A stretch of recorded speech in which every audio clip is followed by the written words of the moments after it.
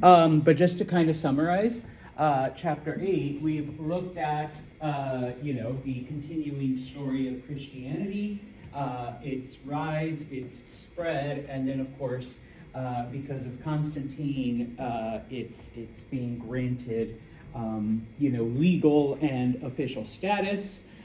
We also looked at the Roman Empire and the events that lead to its downfalls, the German invasions and whatnot.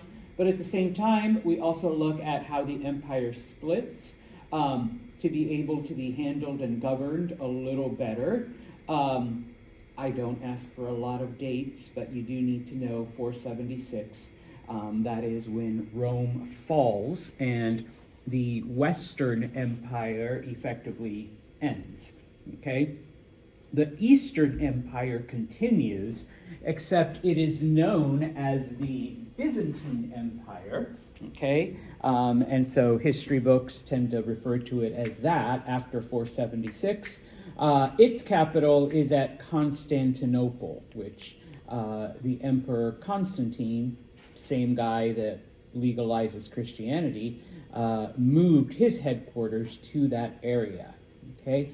You need to remember that the time from the fall of Rome until the beginnings of the Renaissance, which fluctuate depending on, if you're looking at Italy or France or the northern countries. But that period of time is known as the Middle Ages.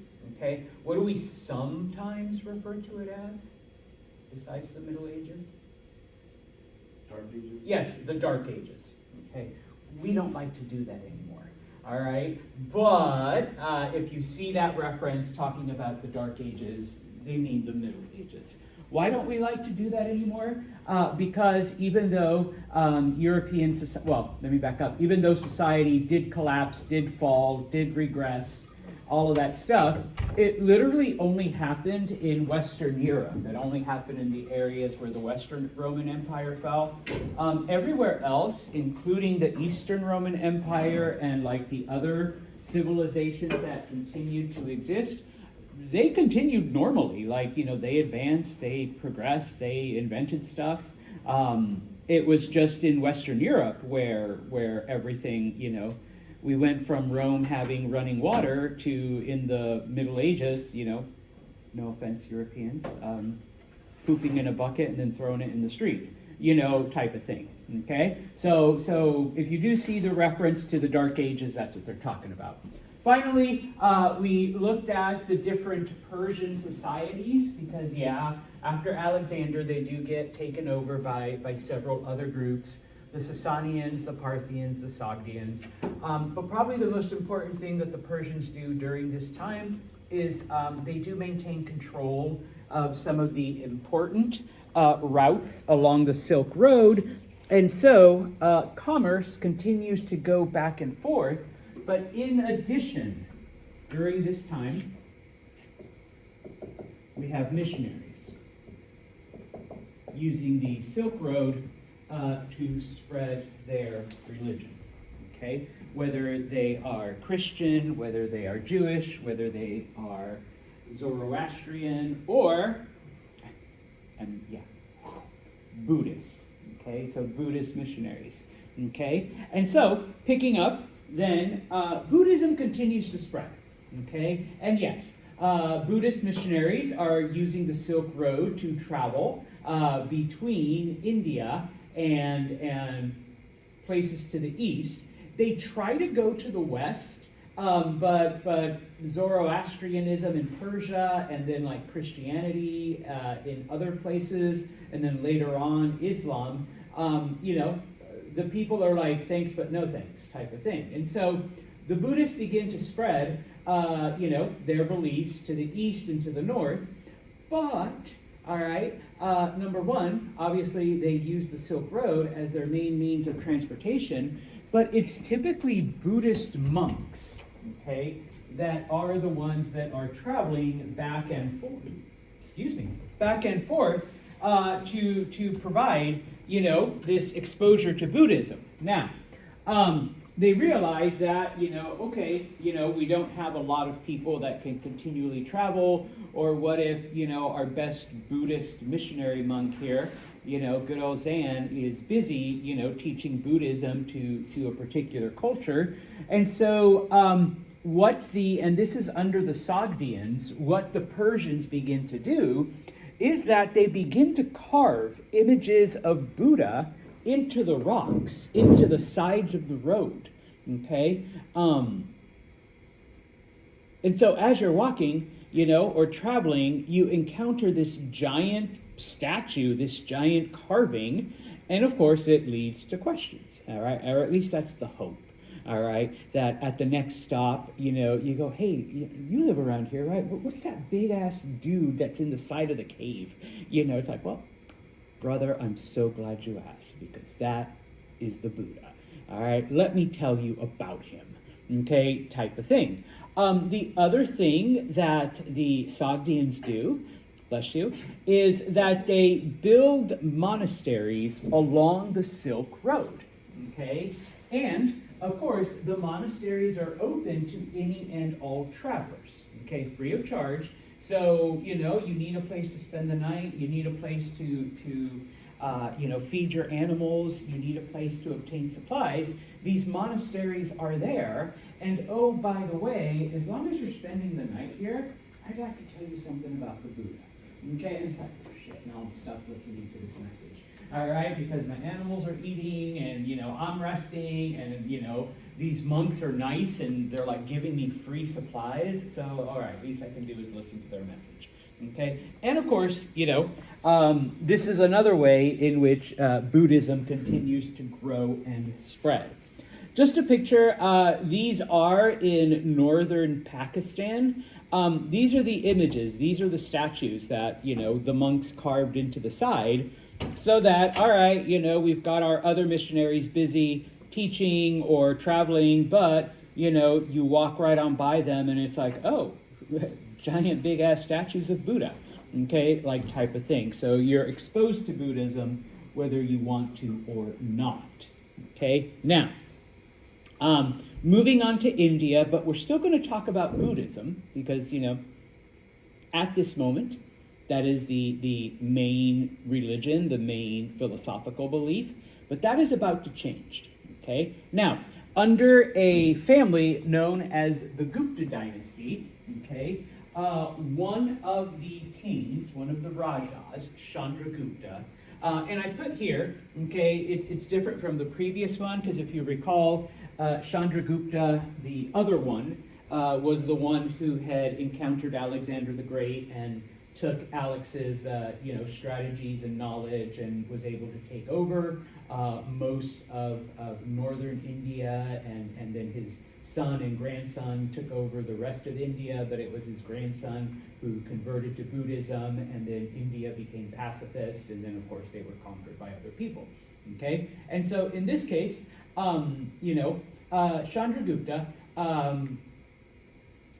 his kingdom is just these little areas in northern India, okay? But it is here in this kingdom that we begin to see the rise of a new philosophy, and that is Hinduism, okay? Now, Hinduism is basically a rehash and a rebranding, all right, in modern terms, of some of the old Aryan beliefs, the beliefs from like 1,000 years ago of the original tribes that had come in and invaded India, okay? And so, how does this come about, all right? Well, Buddhism, and to a lesser degree Jainism, okay, were extremely popular in the cities, all right? And in this case, all right, the priestly class, the Brahmins, okay, they don't really subscribe to most of the beliefs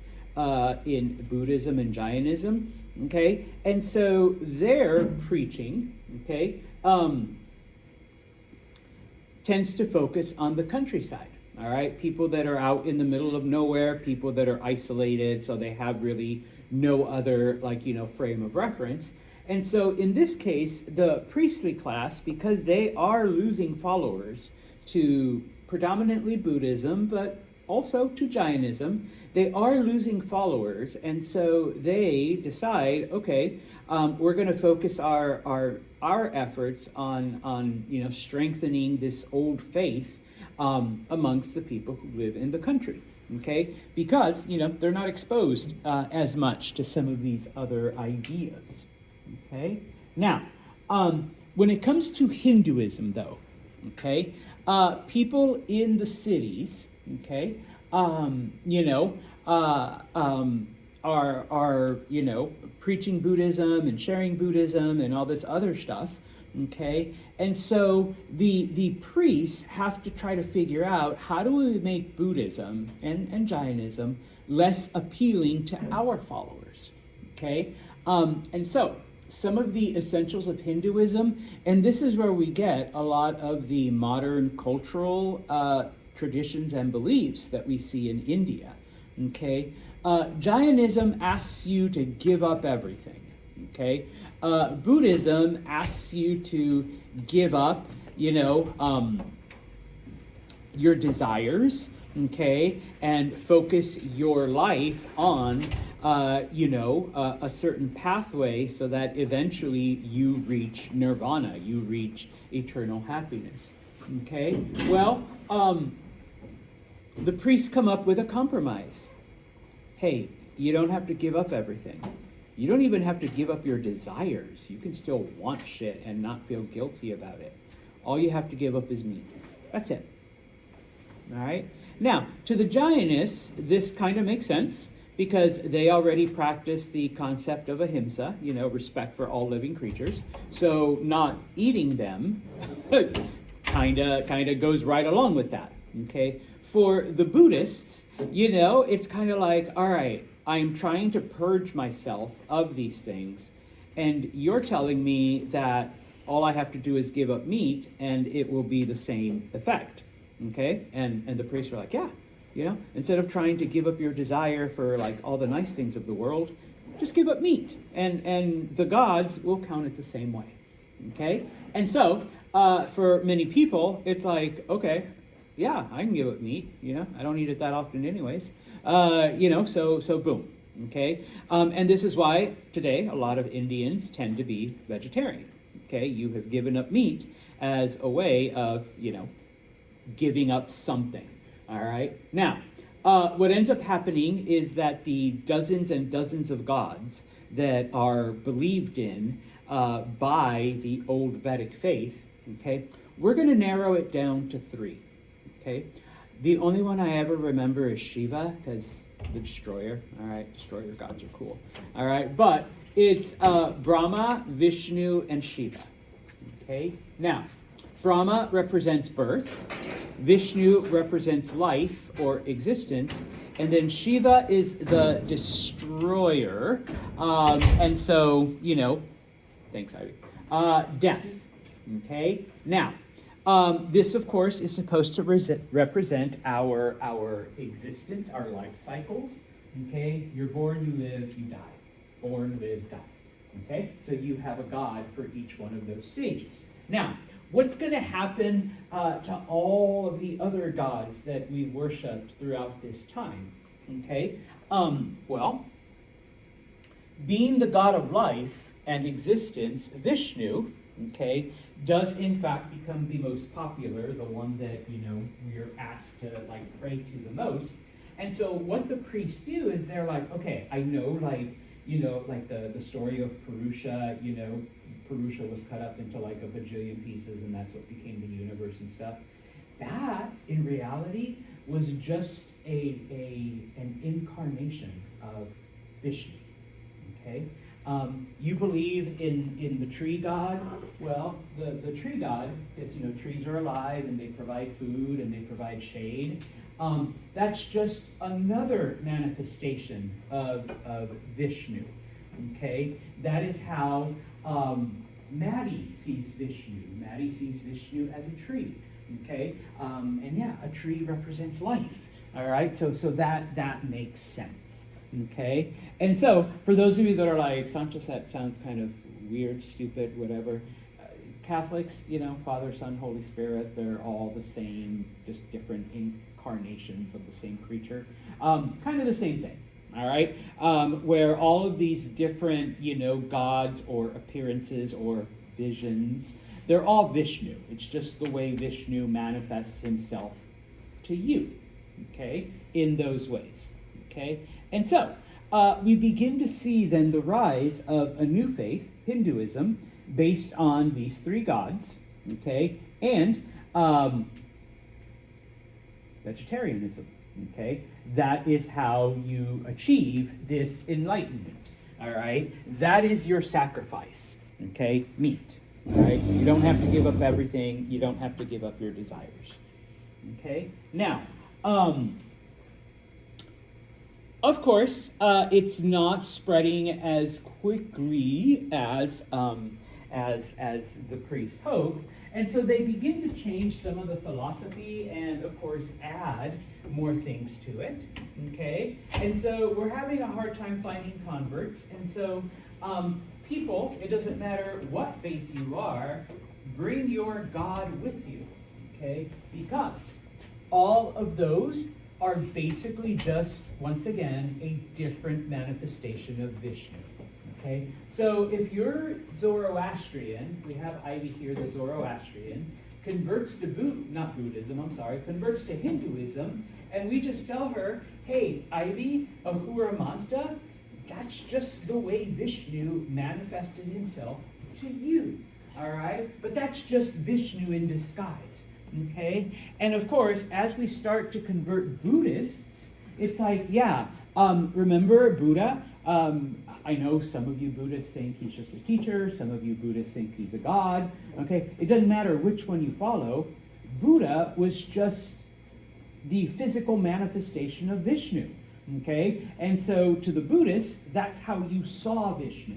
Okay, and so you can still pray to Buddha, but it's just Vishnu in disguise. All right, and that is the easiest way that you are able to communicate with him. Okay, now some of the other things, though. Okay, you don't need to know the term bhakti unless you really, really want to. But one of the next appeals, okay, is that you don't really have to take a part in any kind of formal, religious stuff. If you want to, you can. And it would be nice if you did, okay? But if you don't, as long as you develop this personal relationship with the God of your choice, I guess, in this case, it's okay because they're all Vishnu. As long as you're able to cultivate that personal relationship, then you're on your way to achieve nirvana, okay? You're doing all right, okay? Now, of course, all I have to give up is meat. I can bring my old God with me. I have to acknowledge that he's just Vishnu in disguise. And I don't really have to be a part of any kind of, ceremonies or worships or meetings, unless I want to, okay? Fuck yeah, that sounds like a pretty good religion. I think I will do that, okay? Now, so we begin to see, Hinduism growing, all right? Now, because it is based on the old Aryan beliefs, it does keep the social classes, okay? So you're still like, street cleaners, stay in your lane, you're the lowest of the low.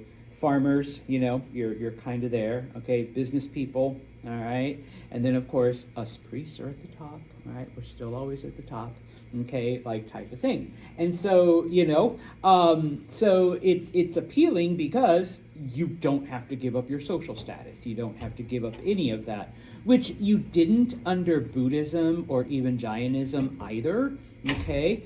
But, let's just, keep the part of the formula that does work, okay? And so, Buddhism begins to lose a lot of followers, Okay, and as I have mentioned before, today Buddhism is practically non-existent in India, but it's very popular in China and Southeast Asia and other parts. Okay, and so please remember that original Buddhism, okay, the one that was actually created by Siddhartha, it becomes known as Hinayana. You don't really need to remember that. The newer form of Buddhism that we talked about in the previous chapters that was affected by the Greeks and whatnot, that becomes known as Mahayana. Okay, so in order to try to stop the loss of followers, okay, we begin to see some changes around the year 200. Okay, it becomes more monkish. Okay. It's kind of like, all right, the people that want to leave, fine, get out of here. We really didn't care about you anyways. All right, so we're going to make it just a little bit more strict, okay? And in this case, number one, like all of the new stuff that people have been coming up with, we're going to get rid of that. And we're going to stick strictly to the actual words of Buddha. We're not going to, read anything by Paola that she wrote about Buddha or her interpretation. No, we're going to stick right at the source, number one. Okay? Number two, we've seen people ever since the Greeks first affected us and got us to, imagine Buddha as a person. Okay? We've added colors, we've added hairstyles, we've added beards, the Chinese go and add, rolls and rolls of fat and, all of this other stuff. No, we're going to keep it simple, okay? We're not even going to do them in color, all right? Simple black and white pencil sketches of the Buddha is sufficient, okay? Because in reality, remember, way back before the Greeks got involved, people would be like, yeah, this marker is the soul of Buddha. So, this is what I'm holding on to. Okay, like type of thing. All right. So they go back to just simple illustrations. Okay. That's why you don't see like any quote unquote newer statues. All right.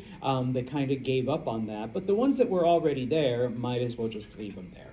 Okay, type of thing. All right. Now, between the years 300 and 1300, Greek slowly begins to be phased out, okay, because, we're losing more and more contact with Greek culture, and even the Persians, who had been the ones that had, preserved a lot of it, as they're taken over by, Parthians and Sogdians and other groups, they begin to lose a lot of the, especially when it comes to Greek language, that begins to get phased out. And so Sanskrit, okay, becomes the official language of the area. And even amongst a lot of the people, Sanskrit becomes the default language in which things are written. And so it makes it a lot easier because in the 1,000 years, as Greek is slowly phased out, you get a lot of people that don't speak or read or understand Greek anymore. Okay? And so it's written in Sanskrit, the original version. The only thing you have to remember, because I am going to ask, it's called the Code of Manu. All right? And if you want to call it the Hindu Bible or the Hindu Quran, I suppose you can.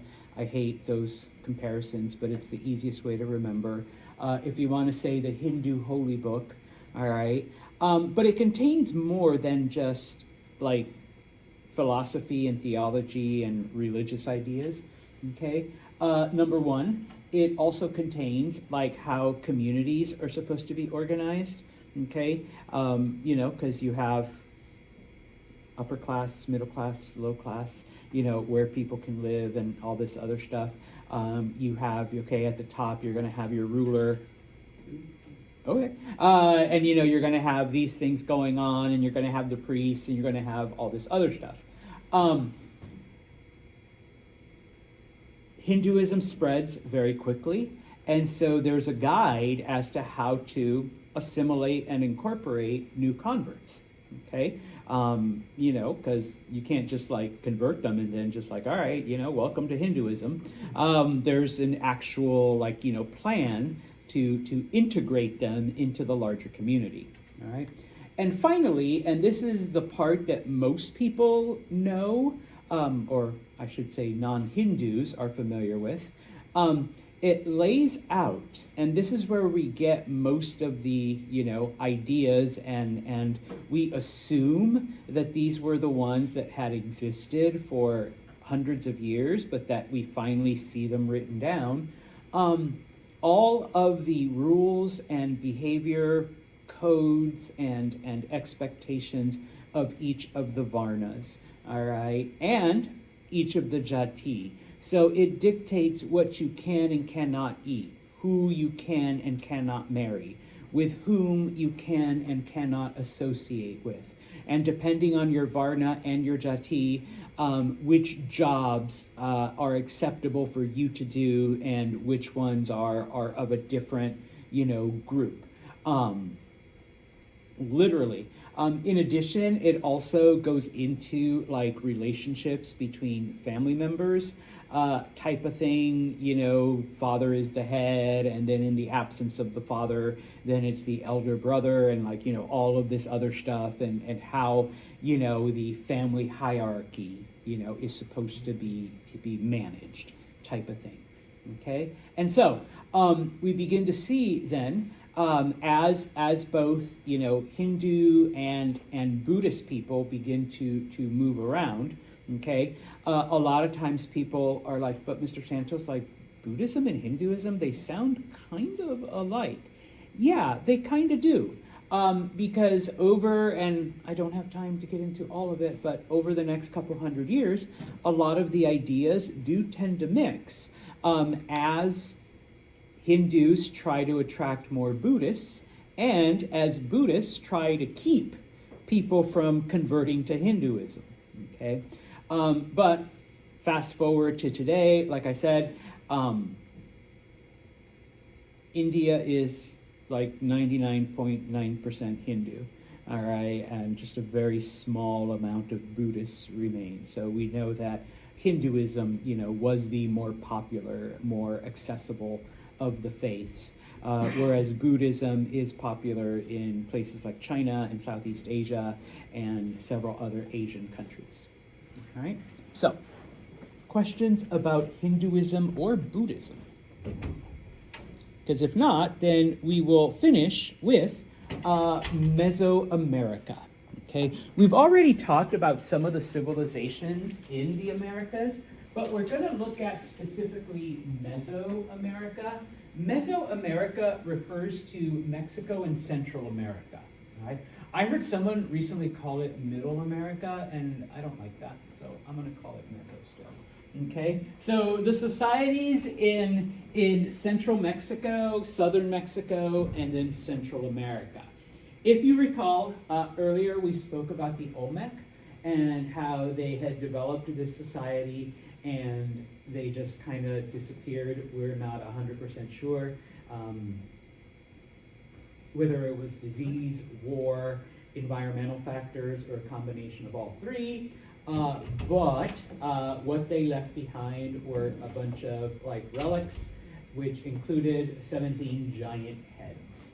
Okay. Now, after the collapse of the Olmec, we see a group of people known as the Teotihuacan. They become the dominant group in central Mexico. Okay. Their capital, and the name of the city is Teotihuacan. We actually don't know the name of the actual tribe. It's in a language that we really aren't familiar with. And so we just call them after their city, the Teotihuacan. The city of Teotihuacan is about 25 miles north of Mexico City. It's still there, it's preserved, it's a big tourist site, so if you ever go, you can actually see it and walk around. The area is very fertile, so the Teotihuacan were basically farmers for the most part. I mean, they also fought and they also conquered, but their economy was predominantly based on agriculture. And at its height, the society had over 200,000 people. Okay, now it is amongst the Teotihuacan that we see the first reference to the feathered serpent, one of the many gods that they believed in. But this was the main god. It isn't until the Aztecs that the feathered serpent gets a name, Quetzalcoatl. All right, but the Teotihuacan strictly referred to, I'm going to say it, because even I'm not sure if it was male or female, or both, but as the feathered serpent. And it was literally a snake with wings and feathers. Okay? Now, the Teotihuacan believed that the feathered serpent controlled, all aspects of fertility and life, not just amongst the crops, because they were an agricultural community, okay, but also people, okay? And so, in the city of Teotihuacan, and you can see it, it's still there, there was the Temple of the Moon, and the feathered serpent wanted blood, okay? He or she demanded blood sacrifice. So it was at the Temple of the Moon that people were in fact sacrificed to the gods, but in this case, specifically to the feathered serpent. Okay? So yes, they did practice human sacrifice. Okay? And I was able to go back in 2018. This is the Temple of the Sun. Okay? There's a Temple of the Sun and a Temple of the Moon. In Teotihuacan. As you can see, it's full of tourists. I didn't get all the vendors, but there are vendors like everywhere trying to sell you stuff. Buy the ice cream. The ice cream's really good. Okay? But anyways, you can climb to the top of the pyramid. It is very steep and it is very unstable because it is a, close to 1,500-year-old building. Okay? But you can climb up to the top. All right? That is the Temple of the Moon, okay? And along the sides, there's these are like houses. There's some of them that are open that you can actually go into, okay? Temple of the Moon, they only let you go to the first dais. You cannot climb up farther than that. Nobody could explain to me why. It's closed off, okay? But if you've heard anything or if you pay attention to the internet or to news or whatever, I think it happened 10 days ago. Some person got up to this part in the Temple of the Moon and started shooting. Yeah, because from here you have a pretty good perspective on people down there. All right, I forget. I think he killed 2 people and then 8 were injured before people around him tackled him and took his gun away, type of thing. But so yeah, all right, that happens everywhere. All right, but this is the first time it's happened here at Teotihuacan, but that's the city. Okay, now Teotihuacan. Okay, Mexico City's right there. It's literally less than it's a 45-minute drive if you actually drive there. So it's not too far. They did expand, so their capital was here, and of course, their area that they controlled. We have found elements of Teotihuacan culture in different parts of Mexico and even farther south. We'll talk about the Maya in a minute. So we know that they traded with other groups, okay? They have even found artifacts from Teotihuacan in southern Louisiana. So it either fell into the Gulf and the tides drifted it up north, or there was some kind of trade between the Teotihuacan and whatever tribe was living in that area at the time. Okay? Now, as I mentioned, okay, they were a military society, okay? They did, attack other people. Okay, so that by the year 300, they were in control of most of central Mexico and were, in contact with other societies. Okay, as I already said, they did trade with other groups because we have found a lot of artifacts, not just in northern Mexico, but in southern Mexico, Central America, and even as far north as the southern United States. Okay, but we do know, and this is recorded in other tribes' records, okay, that around the year 400 or in the 400s, the Teotihuacan were invaded. They were attacked by their enemies. Okay, their enemies teamed up and attacked them and basically burned down the city. Okay, the Temple of the Sun, the Temple of the Moon survived, and as you can see, some of the housings, some of them are recreations. The two temples are not. Okay, those are the actual structures that have been there for almost over 1,000 years, type of thing. But this brought the Teotihuacan to an end. Okay, now the other society to look at, okay, that we will finish off today is the Maya. Okay, now the Maya lived, or their, society went from southern Mexico, okay, all the way to modern day El Salvador. Okay, and we see the first mention of Mayan cities and Mayan culture during about the 250s. And depending on which area you look at, it lasted as long as the 700s. Now, we refer to the people as the Maya, but they were not united as a singular state or as a singular kingdom. Okay, you had different cities, you had different entities, you had different states. Right, similar, I guess, to the Greeks. They all had their different, cities and their groups and whatnot.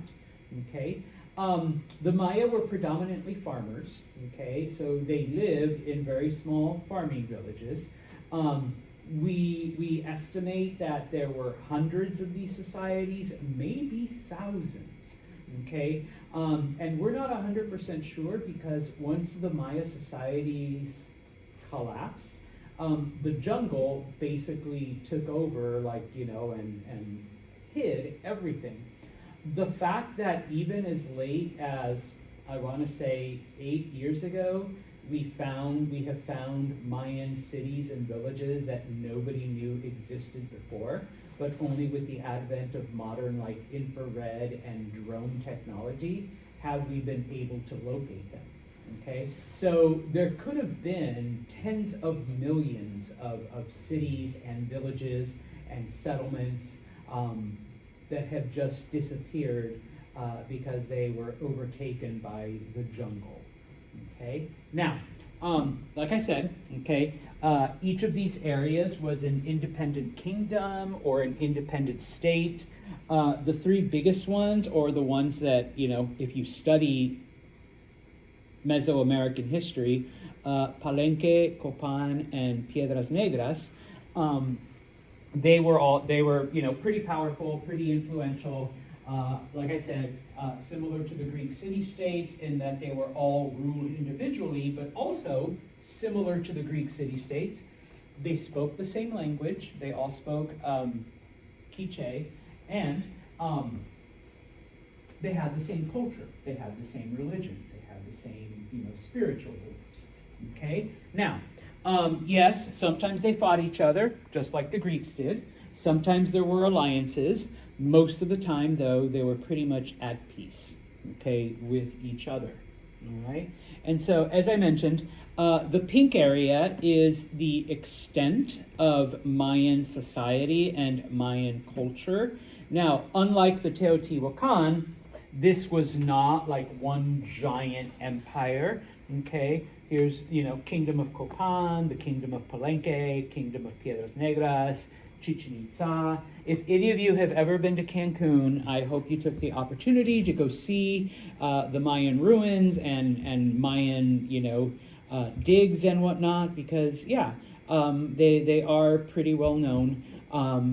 It is quite an experience. Probably the one that you see in pictures the most, and I'm actually going to show it to you, is Tikal. Tikal is in Guatemala, okay? But it was one of the first and one of the most extensive ones that has been dug up. Okay, there it is. That's Tikal. So typically when people think of Mayan culture, Mayan society, Mayan whatever, they'll show this picture. Okay, this is the city of Tikal. When it was first discovered, it was open to people. You could walk around, you could touch, you could see, you could whatever. But over time, number one, just humans, touching and walking and whatever, it did accelerate like the wearing away. This is extremely steep, okay? Crazy. It's almost like a vertical thing. So you get a slightly overweight, out of shape tourist. And yeah, a lot of people would fall either going up, typically going down though, get hurt. And so, and then of course, I know someone who did this at the Colosseum in Rome. People like to chip away and take souvenir, physical, literal, actual, pieces of it. I've been, like I said, Colosseum. I had a friend literally go over there and I got a piece of the Colosseum, in her pocket. I've been to Stonehenge and it's gated off for that same reason. Also, people piece of Stonehenge. And so people were doing that with this too. So the entire site is actually closed off. You're not allowed to go inside it. You have to look at it from, they've built little things where you can stand there and take pictures and look, but you can't walk amongst it anymore. I want to say it was in 2014, a Polish tourist, broke through the gates or whatever. And yeah, it was a she. She got beaten up pretty bad by security because it's no, nobody's allowed in here. All right, people have fucked it up enough. Pardon my quiche.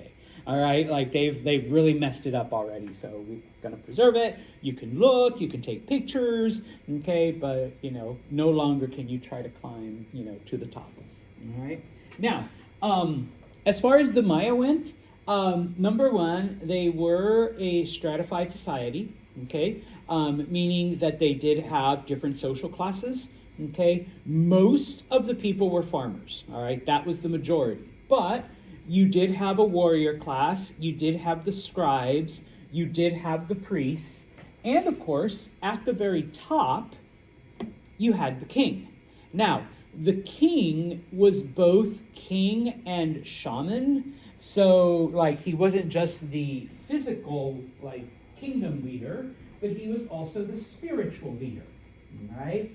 The priests were there to help him, because king can't be everywhere, all right? But the king was the top spiritual person, and so in addition to being responsible for the kingdom, he was also responsible for the worship and, praising and festivals and honoring the gods, okay? Now, the Maya were in fact polytheistic, okay? And of course, the creation narrative, one of them that we read, came from the Maya, okay? The whole thing with the corn and all of that.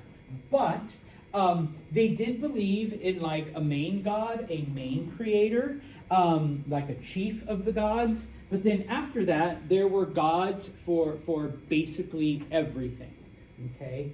A rain god, a corn god, a war god, the sun god, river god, okay?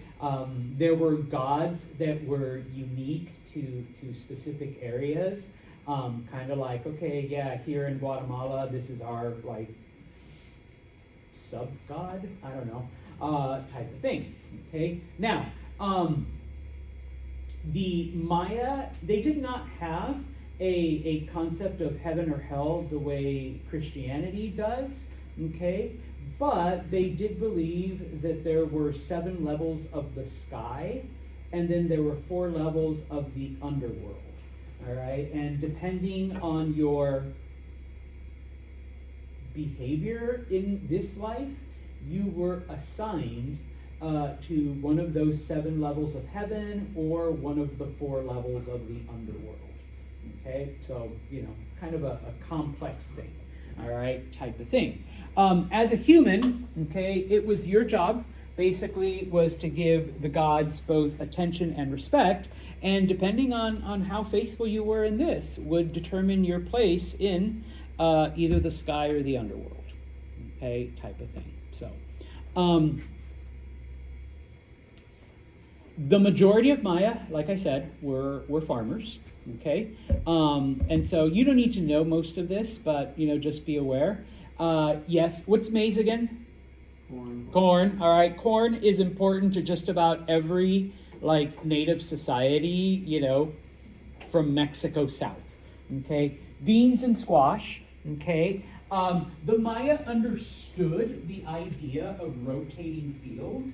So even though the Chinese, in the old world came up with it, and Europeans did it later on, okay, the Maya came up with this, independent of either one of those cultures, all right? In addition to corn, beans, and squash, it was the Maya that first cultivated, it happened in Peru, but they also cultivated sweet potatoes, okay? And in Quiche, it's called cassava. Most people know it as manioc. What ends up happening is that the Spanish take manioc to Europe, and then from Europe it goes to Africa, and kind of reverse of what sugar does. Sugar was discovered in the old world, first in India, and then it gets taken to Africa. And then from Africa, it gets taken to the Caribbean. And in the Caribbean, it grows better, bigger, larger than it ever did in the old world. Manioc does the same thing. They take it from southern Mexico to Europe and then to Africa.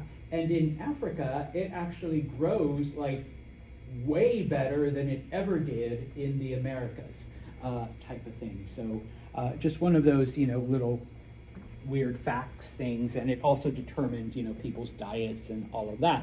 And the Maya were one of the first in the Americas to discover cotton and to be able to grow cotton and weave it into clothing, all right? What is interesting about the Maya is that they were one of the first, and that is why scribes were a part of the social hierarchy. They were one of the first to come up with a written language in the Americas amongst the native groups. And even amongst many of the native tribes that existed in North America and stuff, they predominantly had an oral tradition. But it was the Maya that, developed a system to be able to write things down. The problem is, okay, there is a text known as the Popol Vuh. That is the only surviving Mayan text, other than, writings that we see on some of the pyramid walls, okay? Because when the Spanish arrived, they thought it was satanic or of the devil, or they just wanted to get rid of it. And so they literally destroyed every sample of Mayan writing that they could find. This is the only one that survived, the Popol Vuh, unfortunately, okay? When it came to math, the Maya were, in fact, accomplished mathematicians. They understood the movement of the planets and the stars and celestial objects, okay? They had their own calendar, which was quite accurate, okay, type of thing, all right? And independent of because, it was Arab mathematicians using Persian knowledge that came up with the concept of zero, the Mayans also came up with a concept for zero, okay? Even the Romans didn't have a thing for the absence of stuff, okay? It wasn't until, like I said, the Arabs came up with it using Persian knowledge, type of thing. But the Mayans came up with it independent of that. They also invented calculus, independent of Isaac Newton. Okay, Isaac Newton comes up with it later, type of thing, using, math from, once again, Arabic sources, Greek sources, Persian sources, kind of putting it all together. The Mayans came up with it kind of on their own. All right, so they were also really, really good mathematicians, okay? I just threw this in here as a sample. This is a sample of Mayan writing, and this was their number system, okay? This is how they kept track, all right? It was just a system of dots and bars, okay, type of thing. All right. So, a couple years ago, there was an international student here who was from Guatemala, and he did raise his hand, and he said, yeah, actually, they're still taught Mayan writing, and sometimes, like he says, in elementary school, they make them use Mayan numbers so that people don't forget. When I was younger, they actually taught us Roman numerals. I forgot. You know what those are, right? The V, VI, VVVI. Okay. Most people are like, why is that the VI and IX and the X and, type of thing. So it's kind of the same concept. They taught you some Roman numerals. And so in Guatemala, they'll still teach Mayan numbers, all right, so that you understand them, okay? The last thing, okay, is that the Mayan gods demanded blood. Just like the Teotihuacan gods did, the feathered serpent, okay? Now, it was a way to not only honor the gods, but to honor your ancestors, okay? But Mayan was a little bit different, okay? Number one, in order to do like larger scale sacrifices, okay, typically, they would go out and capture prisoners. They would capture people from other tribes, type of thing. And because most of the Mayan tribes did this, many of them understood, okay, what was happening. And obviously, nobody really wants to die, but they understood that it was a sacrifice to the gods. It was a way to, appease the gods. So sometimes people fought it, sometimes people saw it as an honor, depending on the individual person and which kingdom they were from, okay? And so many times when the Mayans went to war, they actually went to war to capture people, not to kill, not to conquer land, all right? Now, remember that as the king, you were also the head shaman. You were in charge of the religion. So, you had to provide your own blood to the gods if you were the king or anyone related to him. Ladies, if you were married to the king, so if you were the queen, or if you were one of the princesses, all right, cut your tongue and spill blood from your tongue, okay? I was like, what the fuck? Yeah. Y'all get your tongues pierced anyway, so just a little bit of blood. I just cut a hole, blood. There it goes. Okay. Men, I'm sorry. Okay. If you were the king or one of the princes, they cut parts of your penis and used penis blood for the gods. Okay. But don't worry, if you weren't the king or if you weren't related to the king, then you're fine, guys. Your weebies are okay. All right. No cutting. Okay. But it was only, them. Okay, so yeah, the gods demanded blood, all right? Mayan society collapsed eventually, and people abandoned the cities, but please be aware that the Mayan people did not disappear, okay? They just basically went back to the jungle and lived a very primitive, simple lifestyle, all right? So no longer did we have the cities, no longer did we have the sacrifices and the gods and all of this other stuff. So that when the Spanish arrived, they actually just found, these villages with people, and they were doing their thing, but, the great cities, the societies, the big time sacrifices, those had already ended by the time the Spanish arrived, okay? I mean, they still killed a few people every now and then, but it wasn't the way it was at its height, okay? And like I said, even today, many of the natives that live in southern Mexico and people from Guatemala and stuff like that, they're literal Mayan, okay? They're, like I said, still around, okay? So, that's just my favorite Mayan god. That's Chaac. He's the god of rain, okay? So anyways, all right?